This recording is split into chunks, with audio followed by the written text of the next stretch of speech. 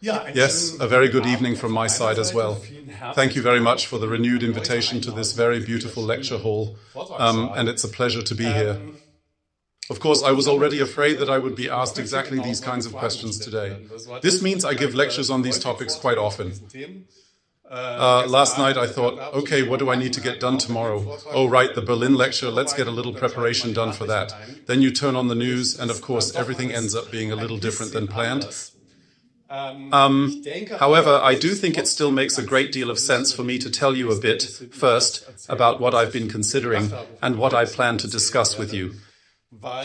This is mainly because I also believe that almost everything that has been presented since yesterday, I'm talking about those very undetailed proposals, that one can only speculate as to what their true meaning actually is.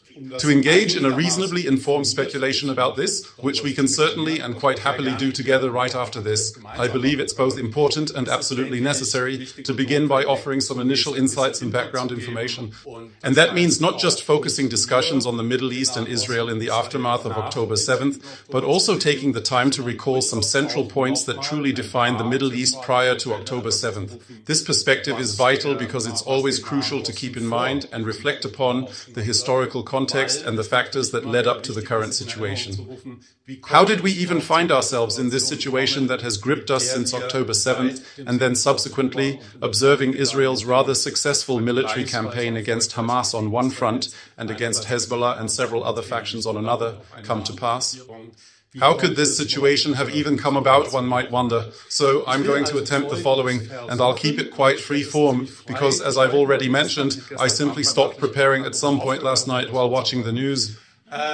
First, I'll start with something that, based on my experience over the last year, I believe is truly necessary. First, I'll attempt to bring back to our collective memory exactly what we are discussing when we refer to October 7th. That was also, in the immediate aftermath of October 7th, you noticed people were struggling for words. It wasn't easy to articulate what term accurately captures and defines what truly transpired in that situation. And I don't believe that feeling has entirely faded. And I think it's perpetually essential to remind ourselves repeatedly why this event constituted such a profound turning point, a genuine watershed, not only for the chronicles of Israel, its neighboring nations, and the broader region, but I believe one can assert this unequivocally, taking into account all subsequent ramifications, why this is a watershed moment in global political and world historical development in terms of the consequences that follow from October 7th. And from that point, I'd then like to discuss a development that actually started way back in 1979, but which dramatically carries on to this very day, especially in the aftermath of October 7th. Specifically, we're referring to a deeply negative development that, unfortunately, continues to persist, fundamentally shaping this conflict through what we've labeled in the title as the Iranian axis of resistance, with axis of resistance naturally placed in quotation marks. So, what historical role has this anti-Semitic Iranian axis of resistance played, and what role does it continue to play? That refers to the Iranian regime and its allies, including Hamas, Islamic Jihad, Hezbollah, Ansar Allah in Yemen, commonly known as the Houthi rebels, and until recently also the regime in Syria as well. And then on the other hand, of course, not only because it's a welcome change to discuss something positive, but also because it's absolutely crucial for accurately depicting the situation, I'd like to delve into the normalization of relations between several Arab nations and Israel specifically, the Abraham Accords, a term we consciously chose to feature prominently in the title and subtitle of this very event. Because I believe that the debate about these proposals, which have been on the table since yesterday, can only be meaningfully conducted by considering their realism. I mean, just how realistic are these proposals in practice? What tradition do they follow? What would they lead to? If you consider that it's not solely this one particular movement, the persistent influence of the Iranian regime and its allies, but rather that you can observe, on the other hand, a highly constructive evolution unfolding in the Middle East over recent years, specifically a significantly heightened rapprochement among several very relevant Arab nations. And I would also immediately put forward the thesis that this is indeed the underlying reason for these statements. I wouldn't even call them mere proposals, but rather the pronouncements that emerged from the White House yesterday, ultimately serving as their very foundation. Their objective is very strongly focused on precisely continuing with this Arab-Israeli rapprochement, while at the same time more or less excluding the Palestinians in the Gaza Strip from the entire equation. Yes, and then I would also like to tell you a little bit about Germany's responsibility for the whole situation, because we also put that in the event description. This is, of course, important and necessary because, as you all know, these are developments that are happening relatively far from here, but they are all developments that have something to do with German policy toward the Middle East. They have something to do with German policy toward Iran. Therefore, I will also attempt to clarify what I mean when, in the announcement text, I state that German political decisions bore a direct co-responsibility for the massacre that transpired on October 7th. And I would like to extend that to the present time as well. There is also a direct responsibility of German foreign policy, in a profoundly negative sense, for the fact that Israel felt compelled, for entirely understandable reasons, to accept the truly insane conditions of these hostage deals, which was really unfortunate. It's consistently portrayed as a foregone conclusion, as if they're finally coming around to accept it. One really must consistently remind oneself that the conditions of these deals are utterly insane. It's truly abnormal when you're exchanging mass murderers who have been convicted 40 times over, or individuals sentenced to 45 years or 45 life sentences for very valid reasons for mere toddlers. It's an absolutely bizarre and disturbing exchange, right? The conditions that exist there are truly insane.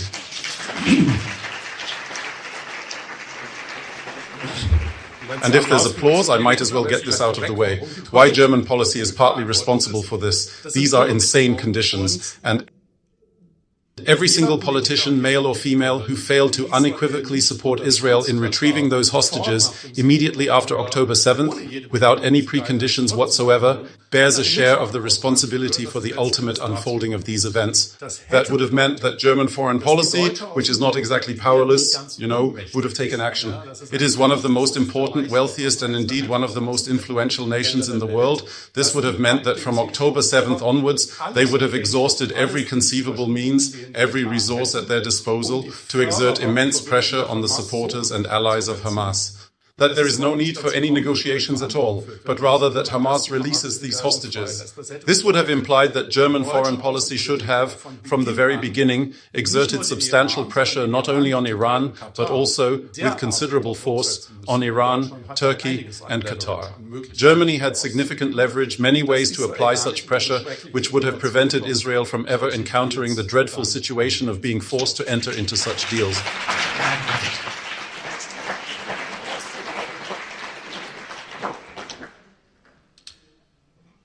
But back to my first point, to the question, what are we actually talking about when we talk about this October 7th?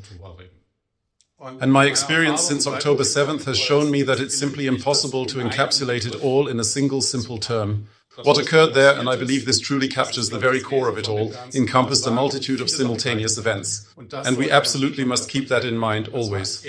First and foremost, this was an astonishingly well-coordinated military attack. And this terrifyingly well simultaneously signifies a dramatic failure on the part of certain crucial elements within the Israeli security forces, which is a significant point. To provide some historical context, this stands as the second significant failure of the Israeli intelligence agencies. Intelligence officers always say that's a good track record, right? So it's not bad at all. One shouldn't badmouth the Israeli intelligence services, but we have to acknowledge, yes, this was, of course, the second major historical failure of the Israeli security services, especially the intelligence services. And it is no mere coincidence that it occurred precisely on the 50th anniversary of that initial significant intelligence failure, an aspect frequently glossed over in much of the coverage. But I seriously doubt that this is a mere coincidence, particularly when you consider the mastermind behind this attack, Yahya Sinwar. He spent years in Israeli prisons, and for very good reasons. During his time there, he became remarkably proficient in Hebrew, meticulously studying Israeli history and delving deep into the Israeli psyche. Studied, which is also vitally important for the very conception and detailed planning of these kinds of attacks.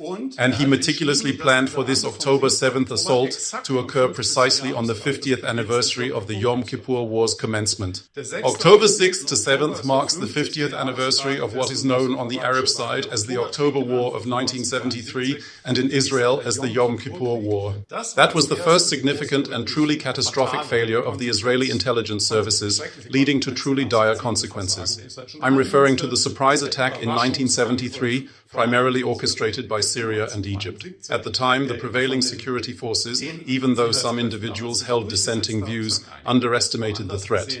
That was the first great failure, and October 7th must unfortunately be considered the second. That could honestly be a whole lecture on its own, but to contemplate what unfolds next, one could certainly look at the developments in Israel following 1973. A great deal happened there, both in foreign and domestic policy, following that intelligence failure in 1973, and there are certainly parallels to the situation today. Perhaps we can explore that topic in more detail together later on during the discussion and the question and answer session. However, October 7th was not merely a terrifyingly well-coordinated military assault that Israel failed to anticipate. More profoundly, it also unequivocally constituted a pogrom. Because it wasn't just the Hamas elite who carried out these attacks, who unleashed such incredibly brutal violence, and who took hostages. On the contrary, once the border was breached, significant portions of what's often referred to as the Palestinian civilian population actively participated in these events, and because of that, it consequently acquired the distinct character of a pogrom given its very nature. Thirdly, and inevitably, one must discuss both the sheer quantity, a rather dreadful term to use here, I admit, and the inherent quality of the violence, and indeed these specific attacks. In terms of quantity, I think it's very easy to show why this is such a watershed moment, why it's something exceptional. If you open any book about the history of the Middle East conflict, which oddly enough invariably refers to the conflict between Israel and its neighbors, any history, that is, of the so-called Middle East conflict, whether it's in German, English, or even Israeli narratives, the Second Intifada is always considered a major turning point, a watershed moment. Why? Because over 1,000 Israelis were murdered, right? Because the peace negotiations came to a halt, and so on and so forth. However, during the Second Intifada in the early 2000s, it took a prolonged 4 to 5 years until more than 1,000 Israelis had been murdered. And as you all know, October 7th was accomplished in just a single morning. So the sheer numbers alone make it profoundly clear why this marks such a significant turning point. Then, of course, there's the utterly extreme and brutal quality of the violence that was employed. It was an anti-Semitic and misogynistic orgy of violence, specifically and brutally directed against women that took place there, unleashing a horrifying scene of brutality. And I think it should come as absolutely no surprise that people, especially in Israel, quickly found themselves reminded not of the Shoah itself, not of Auschwitz, but rather of specific images stemming from the Shoah, images from the mass extermination carried out under National Socialism. On the one hand, we are confronted with this pogrom-like character, which perhaps stirs up memories more akin to the pogroms witnessed in Tsarist Russia. However, on the other hand, we must also consider the actions of what I will quite deliberately refer to as the HAMAS death squads. The systematic killing that occurred there, an approach solely focused on annihilation without any ulterior motive, was so profound that I believe it would be truly peculiar if those who have deeply studied the Holocaust weren't struck by a powerful sense of déjà vu, recalling certain chilling images, a feeling of familiarity with such horrific events. Perhaps you all recall, to cite just one example, that small bus station, a kind of semi-bunker, where 20 or 30 individuals fortified themselves, and then people arrived from outside throwing hand grenades in. That's precisely the method of these death squads. Yes, you go to a place and attempt to kill as many people as possible, and it would have continued unabated if the IDF hadn't, albeit much too late, eventually stepped in to bring an end to it. And it means this specific violence did in fact possess a genocidal nature. So the accusation that South Africa and many others, including certain misguided leftist students across numerous campuses, have been leveling against Israel for a long time, an accusation of genocide against its self-defense measures and its admittedly harsh yet necessary actions, is actually an absurd, ultimately projective inversion. Actions of the Israeli army against the infrastructure of terror. This genocidal nature is seen precisely in the October 7th violence. October 7th predominantly due to the fact that the very concept of genocide inherently hinges upon the perpetrator's intent. And the intention behind these preceding groups' actions was completely unambiguous, because Israel isn't simply confronting ordinary terrorist organizations. Rather, it is confronting deeply anti-Semitic terrorist organizations. And it's not merely some extra feature. They aren't just radical Islamists who are terrible and happen to be anti-Semitic. Rather, this anti-Semitism is an absolutely central and core tenet of the ideology that motivates these individuals. And any political science analysis that fails to center this in its overall examination, any such analysis, is fundamentally flawed. It simply cannot comprehend the motivations behind these individuals' actions or why they proceed in the manner that they do. Because that's precisely where this intention ultimately stems from. Let me rephrase it. If you watch the videos, they broadcast it live, and you could actually witness it. This, incidentally, marks a substantial divergence from National Socialism, where they meticulously endeavored to conceal and keep all mass atrocities secret. Hamas militants equipped themselves with body cams and helmet cameras, broadcasting their atrocities live through various streams, and at times even exploiting their victims' own phones to reach family members and other contacts. Thus, a significant disparity in approaches is discernible. You cannot truly grasp why such events unfold, why this particular kind of destruction for its own sake takes place, without centering this anti-Semitic ideology in your analysis. And that is something that occurs far too infrequently, in my opinion. And that soon brings me to Iran, because that ideological impetus for anti-Semitism ultimately originates from the Iranian regime. However, October 7th also encompassed other significant aspects. It was a horrifyingly well-orchestrated military operation. Indeed, it was an act of annihilation, the work of death squads, imbued with a pogrom-like nature, affecting Israel and its political ramifications. It was the end of an illusion. In Israel, specifically within the Netanyahu government, or rather, the Netanyahu administrations of the past 15 years, one might say there was also an illusion. The illusion that one can coexist with anti-Semitic terror armies, and that's truly what we're discussing here. Terror group is almost an understatement for them. It truly was the terror army Hamas, and for Hezbollah that's completely beyond question, or at least it used to be, without a doubt. There was this prevalent illusion that even with anti-Semitic terror armies positioned directly at Israel's border, it was somehow possible to achieve some form of lasting, or at the very least, very long-term peaceful coexistence or understanding. The prevailing doctrine, much like before the Yom Kippur War, indeed existed back then as well, you see. This also existed regarding Hamas, particularly from the Netanyahu governments, where it was suggested they were somehow deterred, wouldn't attack us, perhaps not even wishing to, but were chiefly concentrated on retaining power within the Gaza Strip. And to kind of foster and bolster this, will ensure they can at least cover their salaries and wages, you know.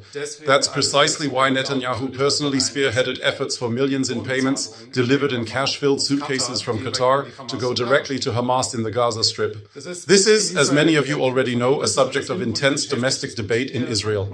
The Israeli left suggests that Netanyahu had an interest in Hamas's existence, so he wouldn't have to create a state, and so on and so forth. I really don't want to elaborate on that. I think what's more crucial is that there was an idea, one that frankly couldn't be criticized in any way at all. It's not a reprehensible idea, is what I'm trying to say. The hope was, partly through these multi-million-dollar payments, through a kind of bribery in a way, to achieve a sort of corrupting influence, thereby convincing even an anti-Semitic jihadist terror force to declare, all right, we may want to eliminate you, but for now we'll postpone it. This illusion has not existed since October 7th. They realized that very quickly in Israel. In Germany, it was reported as if it was all just a project, and the war was only about Netanyahu and the evil right wing in Israel, which was, of course, nonsense.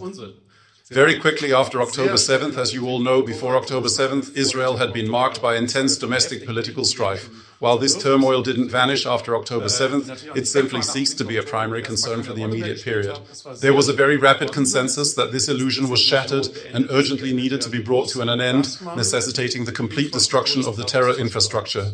It became evident in the initial months, and I frequently stated in my lectures at the time, that this conflict would inevitably escalate into a war against Hezbollah. Anyone who wanted to know could have known, and in Israel everyone was aware of it, and that's precisely why, since October 8th, when Hezbollah became involved in the conflict, a fact often overlooked in Germany, Hezbollah swiftly decided on the 8th to participate in this war, initially through rocket attacks and subsequently through various other measures.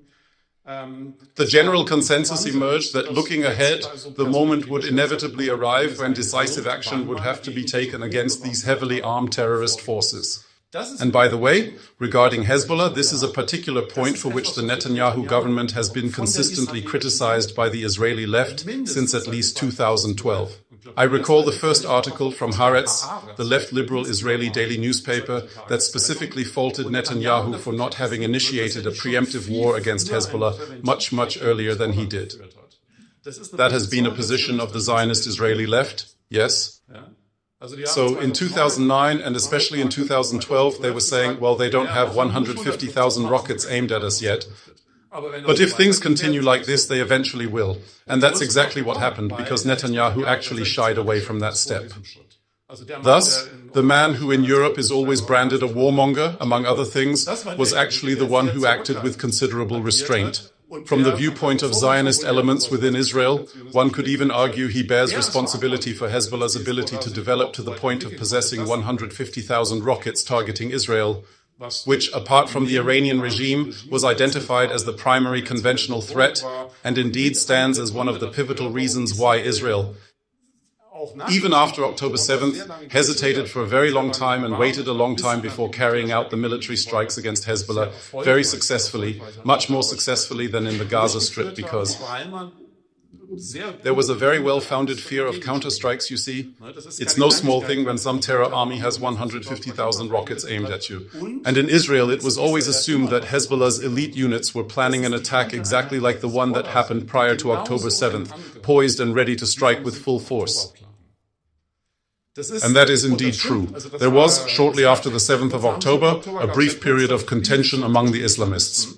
Haha, Sinwar essentially copied that from Hezbollah. It wasn't. I mean, in such intricate detail, yes, with attack tunnels and so forth, then conquering villages and taking hostages, all of that.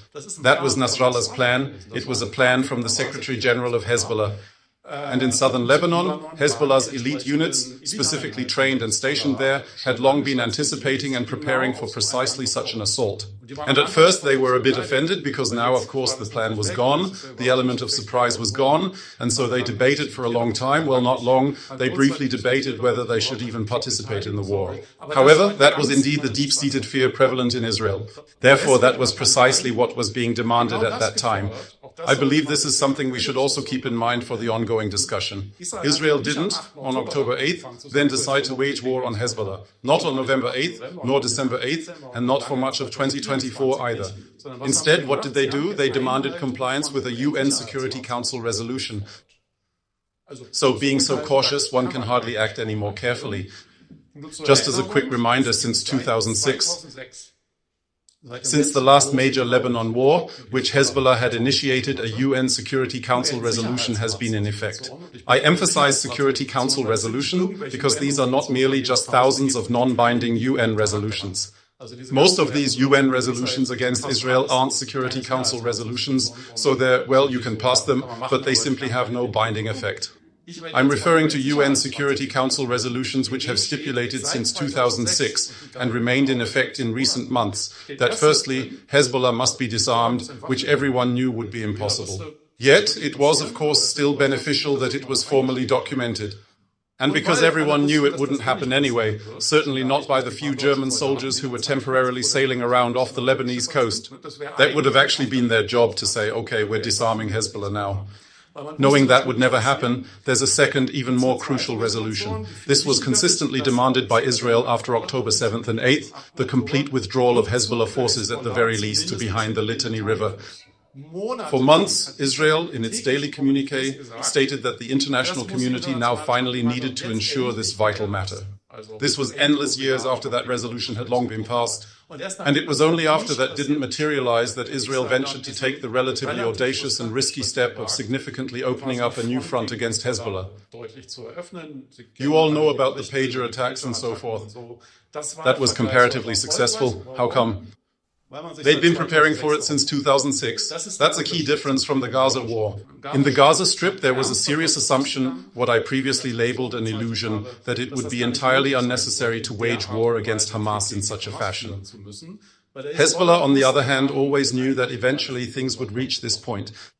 That's why things appeared somewhat improved there. However, October 7th was a different matter entirely. It marked an attack on the Arab-Israeli rapprochement process. And that leads me directly to my two other critical points, where I'd like to briefly take a historical detour. Iran on one side, and the burgeoning Arab-Israeli rapprochement on the other. Just a few weeks prior to October 7th, Saudi Arabia publicly announced for the very first time that they were engaged in peace negotiations with Israel. Mohammed bin Salman, the de facto ruler, publicly stated for the very first time in an interview on an American television channel, we are conducting peace negotiations with Israel. And the reporter, as you can easily look it up and find it, visibly quite irritated because no Saudi has ever admitted such a thing before. I mean, everyone knew there were contacts and probably even peace negotiations, but it had never been officially confirmed. So he does it, and the reporter asks, how's it going? He replies, better every day. Very hopeful indeed. And ever since, there's been widespread speculation across Saudi, Israeli, and numerous other newspapers. Not really about whether it would happen or not, but just about whether it would take weeks or months.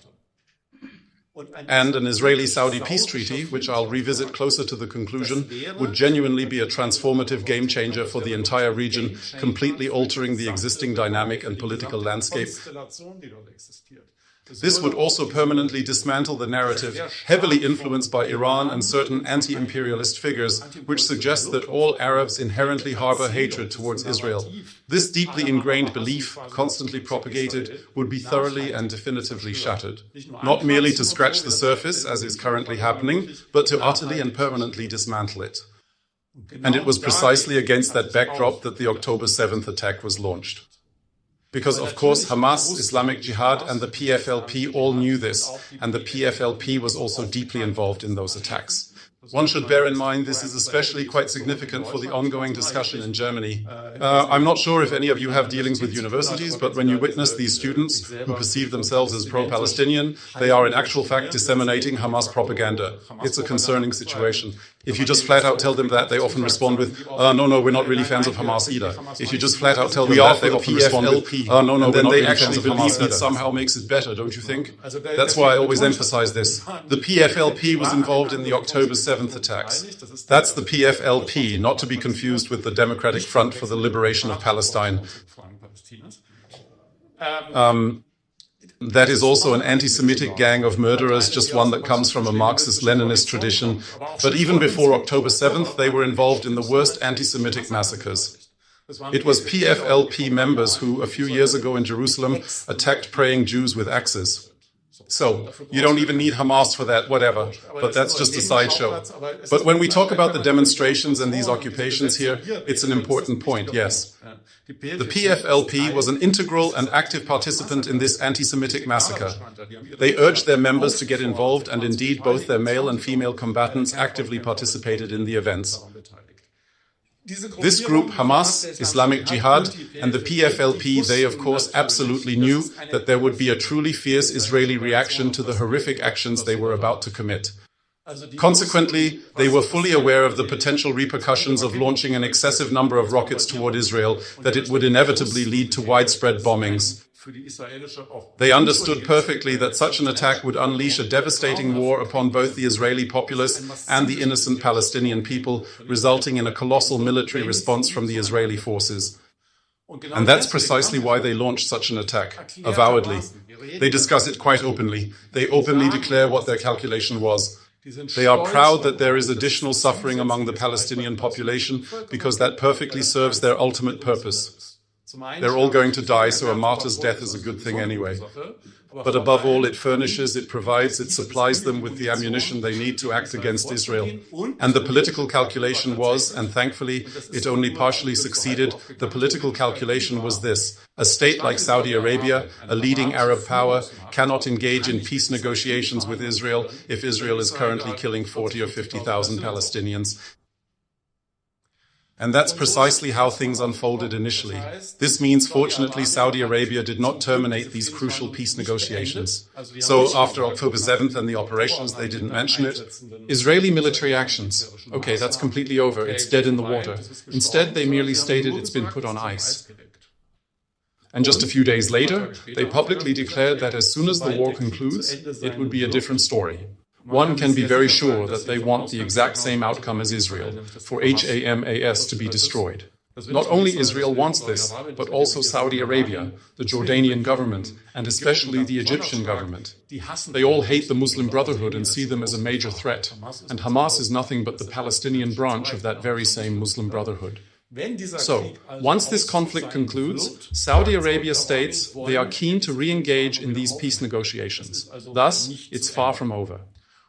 And what also isn't concluded, and in that regard, this aspect of the October 7th planners' calculation also didn't work out, is that not a single one of the Arab countries that in the preceding years, specifically in 2020, had signed the so-called Abraham Accords with Israel, has actually terminated those agreements.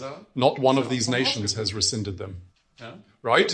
Israel is currently engaged in its intense anti-terror war, and while these countries have voiced criticism regarding its approach and various aspects, not a single one has declared, that's it, we can no longer pursue peace with Israel. And that is quite remarkable, and truly, it is one of the very few positive aspects to which I will return in just a moment, because first I believe we need to illuminate the negative aspects a little further. All of this could have never happened in this fashion without the actions of the Iranian regime, and that must continue to be really put that at the center. It must be emphasized repeatedly. None of the groups, not Hamas, not Islamic Jihad, nor the PFLP, could have executed these attacks without years, even decades, of Iranian regime support.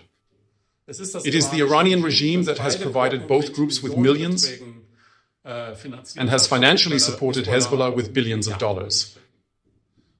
It was the Iranian regime that initially supplied weapons, and later, after Israel became more effective at preventing those shipments, it provided the vital know-how and training to build those weapons and empower the operatives. This means it was comprehensive support. In summary, the Iranian regime is backing Hezbollah anyway. All those 170,000 rockets would not have existed without the Iranian regime, but also with Hamas and Islamic Jihad, without the Iranian regime, October 7th simply wouldn't have happened.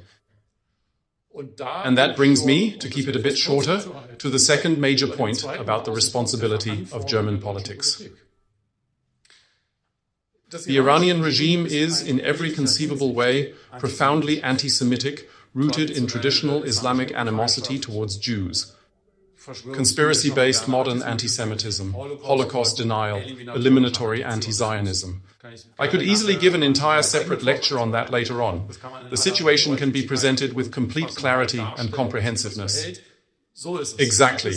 It is an anti-Semitic regime that actively translates this deeply ingrained anti-Semitism into a very concrete and armed political agenda. And then Holocaust denial. And now you might think, if one holds an idealistic political concept, then the nation asserting that Israel's security forms part of Germany's very raison d'etat would likely stand as the most stringent critic and adversary of this Iranian regime. And I'm probably not telling anyone in this room anything new when I say that the opposite is true. And more importantly, the exact opposite has been true for the entirety of the last 4 decades. And this is precisely the fundamental reason why it must be stated that German political actions carry a direct co-responsibility for the events of October 7th.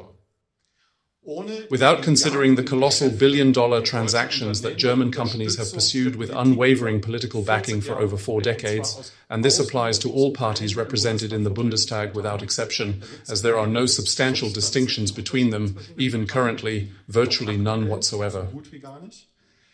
Without these billion-dollar deals, Without the billions of dollars from the 2015 nuclear agreement, which Germany strongly championed, and without these colossal financial infusions, the Iranian regime simply wouldn't have possessed the capability to arm Hamas, Hezbollah, Islamic Jihad, and all other groups in the manner that they did.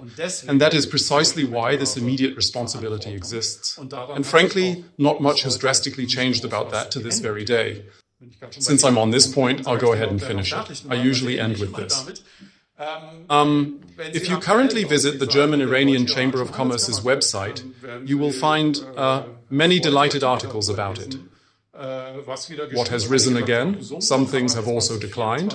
But in 2024, things in the realm of trade volume have also increased significantly between Germany and Iran. And we're not talking about illegal business, but rather legitimate business that isn't subject to sanctions. And nothing about that has changed since October 7th. That continues to be the case without exception. And nothing about that changed even after Ali Khamenei, the supreme spiritual leader in Iran, and absolutely all relevant regime newspapers celebrated October 7th without exception. They didn't say something like, now you've stolen the plan, that's not so good, and besides, we wanted to do it this way. Instead, they said it was an exemplary act of resistance. And after Hamas, a few days after October 7th, what they did on TV, I believe it was a Hezbollah channel, not Lebanese state TV. They said, we will do this again and again. So they declared, yes, this was not a mistake, we will repeat it over and over. We will keep repeating this until we pressure the state of Israel to such an extent that it absolutely cannot exist anymore. And then Ali Khamenei reiterated that, praising it with the highest accolades and declaring, this is precisely the correct course of action. And this is no coincidence, because October 7th was something else as well. It truly was the direct implementation of Qasem Soleimani's strategy, which he famously called the Ring of Fire. So, what exactly do I mean when I say the Iranian regime is not just anti-Semitic, but translates its policies into very concrete anti-Semitic military actions? I'm referring to two distinct things. The first is what's known as the Ring of Fire strategy, which is intended to encircle Israel. And the second point, which is now becoming increasingly relevant, especially since this Ring of Fire has been somewhat broken, or at least weakened, is the Iranian nuclear weapons program. Therefore, when we talk about Iran, we are referring to armed anti-Semitism, and potentially even nuclear-armed anti-Semitism. That's why it's so dangerous. And when I give lectures, say, generally on the critique of anti-Semitism, I always argue that if you formulate a global critique of anti-Semitism, you must place the Iranian regime and its allies at the center of that critique. Not because of some, personal preference of mine or anything like that, but because any critique of anti-Semitism must maintain some sense of judgment and has to prioritize. I say this so vehemently because I teach many students, and when they want to write a term paper or find a thesis topic in anti-Semitism, studies 90% of them say conspiracy theorists. We could also examine Iran, as they're really good at conspiracy theories, yet their targets are often akin to those critical of German policies here. And if you ask, who are the anti-Semitic actors? Jana from Kassel. And yes, well, that was this bewildered young woman who had gotten herself thoroughly confused. She thought she was Anne Frank, Sophie Scholl. I think it was Sophie Scholl. In any case, yes, she presented herself as one of those who are now rising up against the new National Socialism. And there were people at these protests who pinned yellow stars on themselves and did all sorts of terrible nonsense and also did anti-Semitic things. But to put it bluntly and to cut to the chase, Jana from Kassel did not aim 150,000 rockets at Israel. And these critics of measures don't have a nuclear program. Right? So once more, every manifestation of anti-Semitism should be criticized. That is entirely correct. However, you must make a proper assessment. You need to identify who truly poses the greatest danger, and subsequently, these groups, their structures, and their patrons and supporters must become the central focus of criticism. That's precisely why I seize every opportunity, even the most inconvenient ones, to speak about the Iranian regime and its inherent anti-Semitism. And that is indeed something that Israeli politicians, across all party lines, have incidentally been doing throughout recent decades. And the fact that they've been doing this for decades is anything but a coincidence. And here I'll jump back into history for a moment because I think it's important for understanding the current situation. It wasn't Benjamin Netanyahu, the first prime minister, to state that the Iranian regime needs nuclear weapons. Rather, that was Yitzhak Rabin. And I believe this can briefly highlight this simultaneous development that we are still experiencing live today, witnessing it unfold before our very eyes, right here and now. It starts in 1979. Quick history, 1979, two key events. The first Arab country to make peace with Israel, Egypt. Great, right? That peace treaty has been in effect ever since. Sadat paid with his life, as the Islamists didn't like the idea, but still, peace endures. At the same time, 1979, the Islamic Revolution in Iran. Iran essentially takes over the role that Egypt used to have, which was to call for the destruction of Israel as the leading Arab power. From 79, we had both. The emergence of this Iranian axis, declaring from the very beginning that the state of Israel must be eliminated. No discussions, no compromises, not even the pragmatism the Iranian regime shows on other issues, but not on Israel's destruction. Well, you might be aware of this, but there's a clock in Tehran. It's meticulously counting down the hours and days until the complete annihilation of Israel. It's a digital clock. In Israel, they joke about it because power outages are frequent. You might buy a few minutes that way, but unfortunately, it gets cranked right back up again. And this is meant very seriously because it's not just mere rhetoric. They are actively pursuing tangible policies to make it a reality, prospectively speaking. Ever since it has existed, the Iranian regime has always reacted to any rapprochement between Arab countries and Israel. Early 90s, what happens? The Oslo peace process. Why did it happen? One could give a whole other lecture on that. The collapse of the Soviet Union, Rabin's government, and so forth. A very important point, which is missing from almost all German-language accounts of the Oslo peace process, is critical: the Iranian nuclear program. Yitzhak Rabin, Israel's prime minister, receives intelligence reports that they're constructing atomic weapons. This regime, openly threatening destruction and denying the Holocaust, is building nuclear weapons. And Rabin, being the very forward-thinking politician that he was, takes all possible measures. He calls on his envoys, including here in Germany, especially here, to convince the Allies to take all non-military measures against the Iranian regime. Trade boycotts, not giving them special treatment, politically delegitimizing them, and so on and so forth. It doesn't work at all. Germany does the opposite, intensifies its trade and engages in political sycophancy.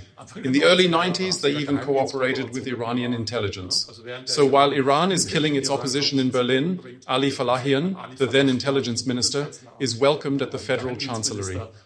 This is truly a terrible story, isn't it? Because Rabin, already thinking it might not work out well, states, "We must establish long-range bombing capabilities." And that immediately shows you the gravity of the problem. Israel had no long-range bombers back then. Why would they? They were always fighting nearby. Long range was far too costly. Rabin says very presciently, it could happen. That the whole world leaves us alone with this problem. We hope not. We hope, and now we'll do this and that, but it's possible as a good Zionist, you naturally assume the worst. So you have to, at least in theory, put yourself in a position to be able to act independently and militarily against such a potentially existential threat, if necessary. And thirdly, he says, and this is why it's connected to this peace process, he says, we must try to make peace with our immediate neighbors in order to be able to devote ourselves to this threat. I always share this with right-leaning Israelis, especially those who often view Rabin as a naive peacenik and similar things. That's nonsense. He fought Arafat for 30 years, militarily and otherwise, and many others too. And one of the main reasons he took this risky step in the early 90s to say, okay, now I'll at least talk to him and maybe something will work out, is, I'll tell you in Rabin's own words. He said, we must neutralize the inner circle of threats to be able to devote ourselves to the outer circle of threats. The inner threat, ongoing conflict with Palestinians and most Arab neighbors. At that time, only one country had peace with Israel, Egypt. The outer circle of threats, a potentially nuclear-armed Iranian regime. Not such a bad idea, in principle. The problem is, it works on one point. You probably all know in 1994, the second Arab country makes peace with Israel. Jordan, also truly great. It has existed ever since and has never been taken back. There is currently a strong security cooperation between Israel and Jordan. Jordan played an important role in 2024 when Iran attacked Israel directly with its military for the first time. It was Jordanian fighter jets that shot down many of the drones. They were directly involved in the military defense of Israel without a doubt. That's quite something. It's a robust peace treaty, even more so with military cooperation. However, it unfortunately didn't really work, as the peace process with the Palestinians failed by the late 90s. One reason: from the very beginning, there was a power that sought to sabotage this rapprochement. Naturally, the Iranian regime. Before Oslo, there was this conference in Madrid at the end of the 80s. Iran immediately hosts a counter-conference in Tehran, forming the rejectionist front. So all those who continue to insist Khartoum's 3 nines of 1967 still hold true here. No recognition, no peace, no negotiations with Israel. Anyone who disagrees is shot, like Sadat. That's the Iranian regime's policy. In the 90s, they helped bomb this peace process, completely destroying it. Many of you are familiar with those images of bombed-out buses, invariably displayed to illustrate the Second Intifada, starting from the 2000s. The most famous images shown are from 1995 and 1996. Back then, especially in 1996, the Iranian regime was already encouraging and supporting Hamas and similar groups to carry out exactly these kinds of suicide bombings to bomb the peace process into oblivion. So, by the late 90s, this peace process fails. For a long time, only those 2 Arab states truly had a peace treaty with Israel, but that dynamic changes in 2020. The Iranian regime does everything it can to prevent any further Arab-Israeli rapprochement. They sabotage it, backing HIZBOLLAHHAMAS, Islamic Jihad, and Yemen's Ansar Allah groups. And yet, or perhaps precisely because of this, in response, in the year 2020, 3 additional significant Arab nations, some of which are establishing contact and forging agreements with Israel, while others are truly establishing peace with Israel. And a 4th one could be added to that, if you will, the United Arab Emirates, Morocco and Bahrain. Bahrain is a small nation, not particularly significant by itself, but it's important and relevant because practically nothing occurs there without the explicit approval of Riyadh, meaning Saudi Arabia. And I want to emphasize 2 crucial points regarding these Abraham Accords, as they truly represent the counter-narrative to the Iranian regime's persistent attempts to hold this region hostage with its utterly destructive and anti-Semitic agenda. There are just 2 aspects of the Abraham Accords I'd like to mention, which seem particularly important to me for the current discussion. Firstly, these agreements extend far beyond the scope of the Israeli-Egyptian and Israeli-Jordanian peace treaties. And secondly, they are augmented by additional frameworks, which, regrettably, appear to be largely unfamiliar at this point, indicating that a truly comprehensive concept of enhanced regional security is being diligently presented and implemented. First, to my initial point, what do I mean by further? The peace treaties with Egypt and Jordan have, for a start, changed almost nothing about the rampant anti-Semitism among the Jordanian and especially the Egyptian populations. And the governments, particularly in Egypt, are not lifting a finger to do anything about this, not even the slightest effort. On the contrary, even in Egyptian government newspapers under Mubarak or today under El-Sisi, you'll find terrible anti-Semitic propaganda. And I mean real anti-Semitic propaganda, not some kind of criticism of Zionism or something, but classic anti-Semitic hate speech. The Abraham Accords, which strive on every conceivable level to foster a strong relationship with Israel. This means more than just a political connection, not merely a cold peace, like what you might call the situations with Egypt and Jordan. No, it's really more akin to the Franco-German friendship, you know? The situation with Egypt isn't like a Franco-German friendship with student and scientific exchanges, or even culinary festivals. But what it does mean is there's no war, which in the Middle East is already a significant achievement.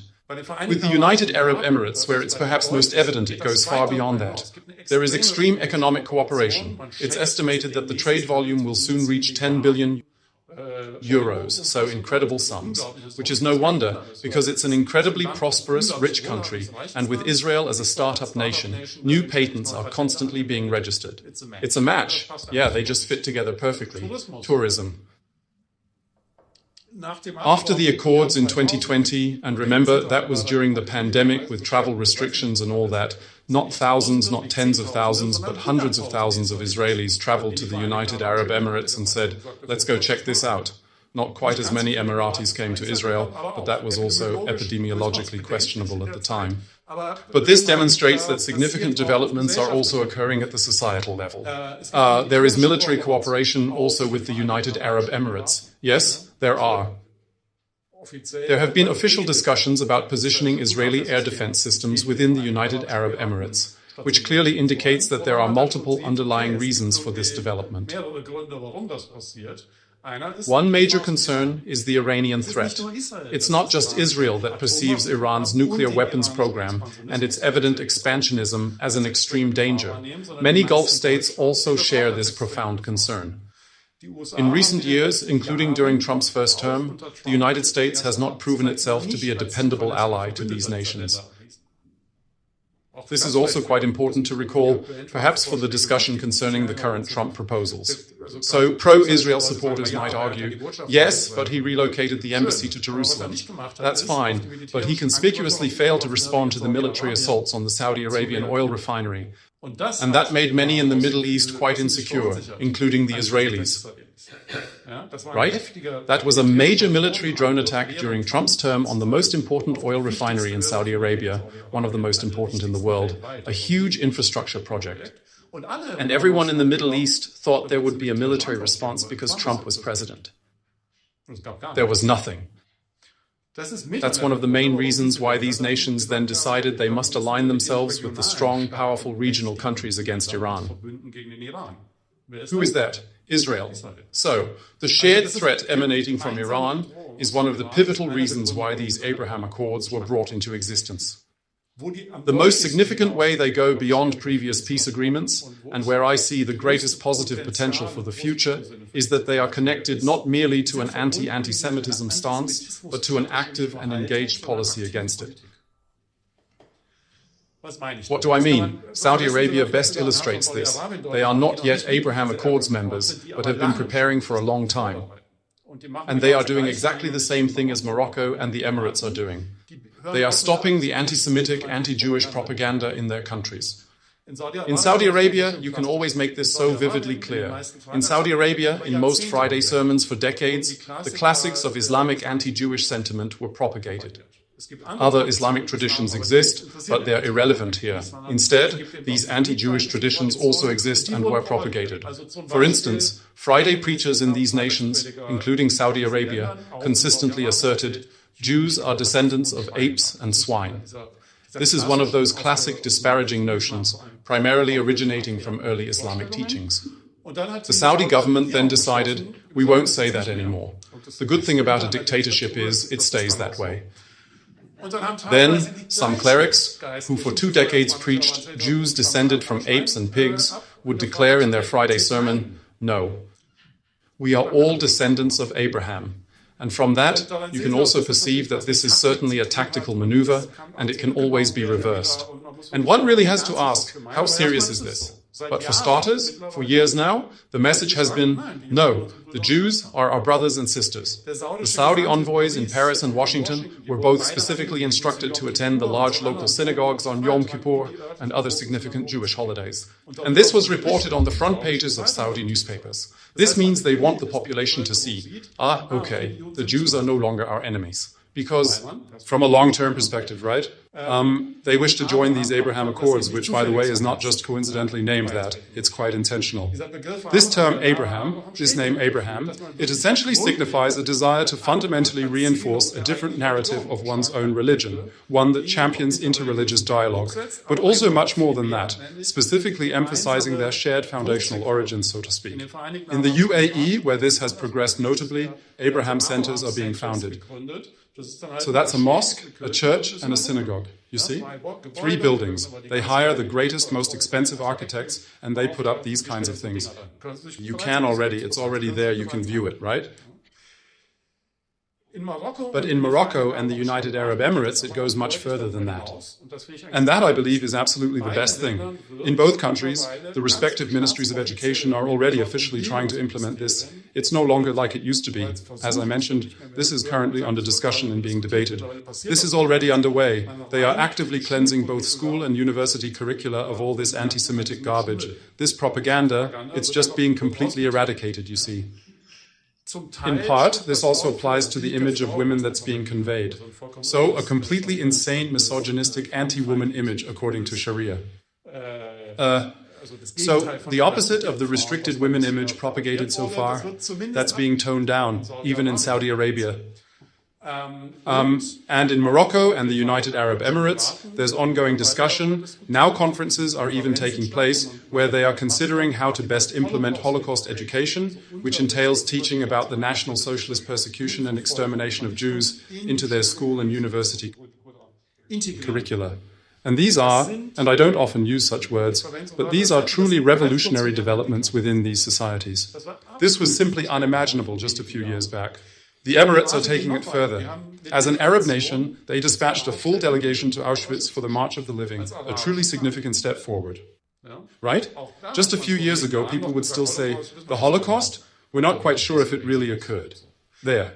Indeed, in the United Arab Emirates, the very first Holocaust remembrance event has already been held and completed. The Hatikva, the Israeli national anthem, was played in the United Arab Emirates, specifically for Holocaust Remembrance Day.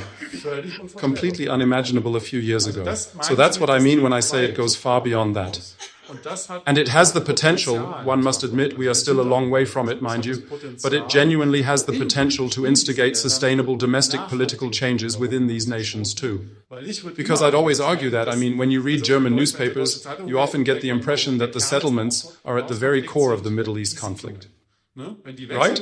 If those are gone, everything will be fine. Anyone who says that, of course, has no idea about the conflict's history or its current state. Even though settlement policy is a highly controversial topic, and rightly so, it's often overemphasized as the core issue. But that's not the Gordian knot that is at stake here. Rather, what is central is the unwavering steadfastness and persistent nature of these anti-Semitic responses prevalent within Arab societies. So the fact that people always react to the real conflict which does exist with these anti-Semitic projections. This isn't by chance. It's because for decades, state propaganda has deliberately pushed this narrative. Because this very real conflict was interpreted through the distorted lens of traditional Islamic Jew hatred and pervasive modern anti-Semitism. And if you begin there and declare, we're bringing an end to this now, that approach holds significantly greater potential for fostering a truly lasting and peaceful development over the long term. And if that's what you truly desire, and observing the time, I should probably begin to conclude, as I'm sure you already have numerous questions, and quite possibly objections. If you want this development to continue, then you can also formulate pretty precisely what would be necessary right now.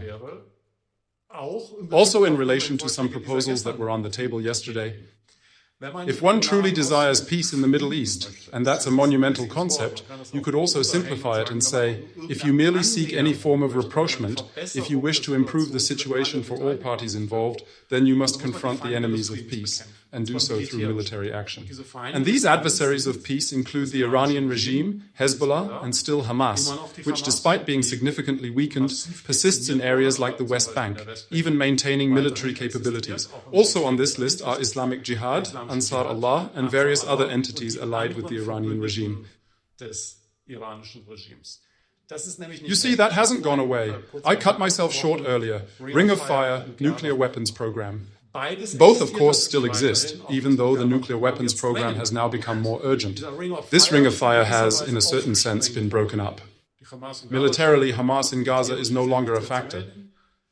Hezbollah, at the very least, is considerably weakened. However, estimates suggest that approximately a third of its rocket arsenal has been destroyed. Well, 2/3 of 150,000 is still a significant amount. No, I just want to say they haven't vanished. They are actively attempting to regroup themselves. Iran continues to finance them. Their main route was simply lost to them. This occurred because, following the weakening of Hezbollah and the Iranian regime itself, the Iranian regime's great ally in Syria, the Assad dictatorship, was overthrown. The Assad dictatorship had only been in power because the Iranian regime, Hezbollah, and then Russia had kept it in power. It was unequivocally clear that once military support was gone, the Assad dictatorship would collapse. A colleague of mine in Haifa, who often dealt with the police, always used to say that the police force from Haifa could win a war against the Syrian army.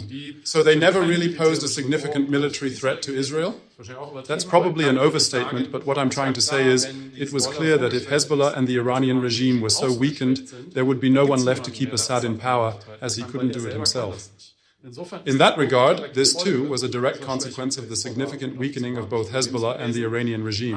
However, none of this has vanished entirely. Firstly, because no reputable person can genuinely predict what the future holds, or what will emanate from the new rulers in Syria, given that it's still completely unclear precisely who these new rulers are, or who precisely constitutes their ranks, and what their intentions and actions will ultimately bring forth. Currently, we're witnessing a relatively pragmatic policy, yet a pragmatic approach from Islamists must always be handled with the utmost caution and wariness. That's the current situation. However, what's particularly relevant to this ring of fire discussion is that the Iranian regime has already initiated its destabilization policies. Yes, there are already groups in Syria that aren't forming anew, they're just renaming themselves. Yes, so right now, for example, the Islamic Resistance Movement. They are already actively engaged, having launched attacks on Israeli soldiers within this buffer zone, which the Israeli army, for extremely sound strategic reasons, promptly established and secured. They have already conducted attacks there. They originated from that old, genuinely Nazi-esque party in Syria. But they've renamed themselves the Islamic Resistance Movement. Islamic Resistance, that's what they're called. And they've also immediately gotten a symbol that looks almost exactly like Hezbollah's. And that will be the Iranian regime's policy. They, of course, want to destabilize the situation there. They have absolutely no interest in allowing an Islamist regime, one specifically directed against Iran, to establish itself there in Syria. Thus, they must act exactly as they did in Iraq after Saddam Hussein's fall from power. The current Iranian perspective is, if we can't have Assad back, then we'll gladly take 20 years of chaos, murder, and civil war.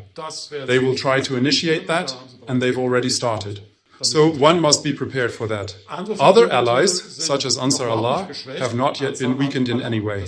That's what people here always call the Houthi rebels in Yemen, right? A group that should have been on one's radar for about 15 years, but that most people only became aware of after October 7th, because they suddenly started firing rockets at Israel too. And that's no surprise at all. This is a group that was previously supported by Iran and then grew extremely close, ideologically, to both Iran and Hezbollah. They're not exactly the same. In fact, they possess a somewhat different ideology. For example, they're more openly anti-Jewish. Yes? Well, you'd have to achieve that first. But it is actually true that the Iranian regime, in its rhetoric and propaganda, always claims, we have absolutely nothing against Jews. You'd always have to append, yes, provided they accept their dhimmi status and the dominion of Islam and so forth. But their propaganda states, we have nothing against Jews, only against the Zionists. You certainly won't hear that from Ansar Allah. Their logo already has death to the Jews written on it, so they are much more aggressive and open about it. Hezbollah was like that too, by the way. People always forget that. So they are ideologically very close to the Iranian regime, but they are even more openly anti-Jewish. Nasrallah, who is no longer with us, I know. He repeatedly said that Jews are descended from apes and pigs. You don't really hear that from high-ranking Iranian officials, right? It's kind of, well, that's just a little too open. Right? They're too refined for that, so to speak. My favorite speech by Hassan Nasrallah was always one that sounds almost Zionist at the beginning. In a programmatic speech, he once stated, "It is quite beneficial if all Jews assemble within Israel." This is, as we know, something Zionists also assert. But the speech went on. It's good for all Jews to gather in Israel. It saves us the trouble of having to hunt them down all over the world. Right? That is Hezbollah, which still isn't fully designated by the EU. Designated in its entirety as a terrorist organization. And perhaps to return to that point once more, and because I previously forgot to mention it when I briefly digressed into German-Iranian policy, then I will truly bring this to a close. It's not exclusively about Iranian trade. The Iranian Revolutionary Guard Corps remains notably absent from the terror watch list. Right? And it's the German government, among others, that Well, they always say we'd actually be for it, but there are legal concerns and so on. That's absolute humbug, okay? There isn't even the legal opinion from the EU that Ms. Baerbock then referred to. It absolutely doesn't say that in there. And it is claimed that it states reasons why it wouldn't be possible. That's incorrect. Of course, it would be entirely feasible. It's about political will, and it would be a significantly positive move still, by the way, to designate the Iranian Revolutionary Guard Corps, the Pasdaran, especially those responsible for foreign operations, the Quds force of the Pasdaran, on every conceivable terror list, as that would indeed entail considerable consequences, including for Iran-related trade. But I wanted to quickly touch on the second point, the nuclear weapons program, and then I'll really be at the end. This is what's known as the ring of fire of proxies. It has at least been broken, but it's not gone. And Iran, the Iranian regime, will try to make it stronger again, to tighten it up even more. They will find themselves constrained by this, and what Donald Trump did yesterday with this new maximum pressure policy, involving extensive sanctions against Iran and even against nations like China, currently the primary purchasers of Iranian crude oil, is a very positive development indeed. That was actually the absolute best point that was announced there yesterday. There will be massive sanctions, putting immense pressure on the Iranian regime, which is beneficial in every way. Even if it doesn't prevent them from building a bomb, they'll simply have fewer resources to fund their other illicit activities. So that is definitely a good development. However, the nuclear weapons program won't simply vanish on its own as a result of this action. And I believe that will be the central question moving forward, what exactly transpires there. So the only thing, if someone now asks, what will it be like in the coming months? I don't know either. The only thing I can tell you is that the Iranian nuclear program will be a major topic in the coming months, because they are now truly on the brink of developing and deploying fully functional nuclear weapons. And by that, I no longer mean just being able to enrich enough uranium to arm a bomb, but truly operational nuclear weapons, including nuclear warheads and so on and so forth. And that is a situation that we really haven't encountered in this specific way before. And what that means is this crucial question of whether or not. Yitzhak Rabin was perhaps right in his suspicion that the whole world might abandon Israel to face this existential problem alone, an existential problem for Israel, referring to the nuclear arming of this regime. This issue will likely become undeniably clear in the coming months, or at the very latest, within the next few years, to an extent that I can at least guarantee you it will also. Will likely feature quite prominently in broader media coverage, the only truly sensible German contribution to this situation. Is exactly what I've demanded for 15 years, a complete U-turn in German Iran and Mideast policy. And that would quite simply signify absolutely no support whatsoever for this current regime, while simultaneously providing complete and unwavering support for the democratic rule of law and secular opposition that demonstrably exists both within Iran and among those in exile. Because ultimately, and incidentally, I'm extremely skeptical of the Trump administration's stance on this, ultimately, only the complete overthrow of this horrific regime will permanently eliminate all dangers from this regime, including nuclear armament. And that's why it's about this overthrow. Thank you.